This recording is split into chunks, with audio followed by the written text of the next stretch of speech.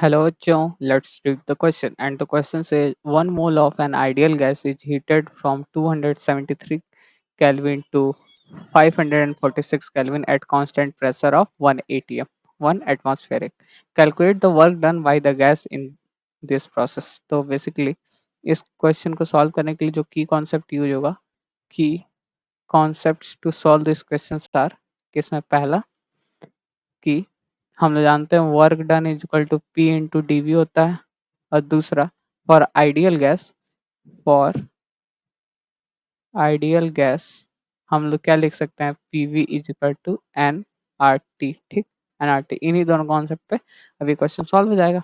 तब चलिए इस क्वेश्चन को सॉल्व करते हैं। तो अगर देखें तो हम लोग इसके लिए जो वर्क डन निकालना है, तो हम लोग वर्क डन क्या लिख सकते हैं, P इंटू डी वी, क्योंकि यहाँ पे प्रेशर कांस्टेंट है तो P इंटू डी वी हो गया। तो P is equal to P into मतलब P डेल्टा वी, मतलब कि ये हो गया V2 माइनस V1। तो अगर यहाँ से देखें तो ये हो गया P V2 minus P V1।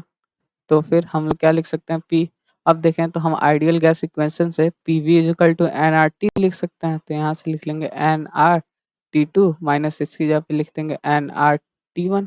ठीक, एन आर टी वन।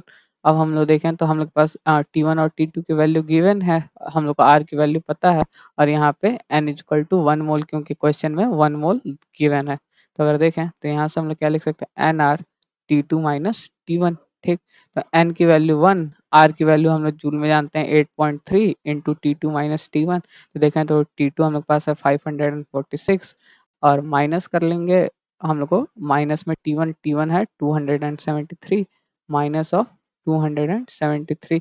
ये देखें तो 8.3 इंटू 456 माइनस 273 करेंगे तो ये आ जाएगा हम लोग पास 273। यहाँ से हम लोग पास वर्क डन क्या आ गया, मल्टीप्लाई करेंगे तो 2.26 इंटू 10⁻³ जूल्स आ गया। सिंपल कैलकुलेशन था ये। ठीक, तो हम लोग को वर्क डन निकालना था इन दिस प्रोसेस।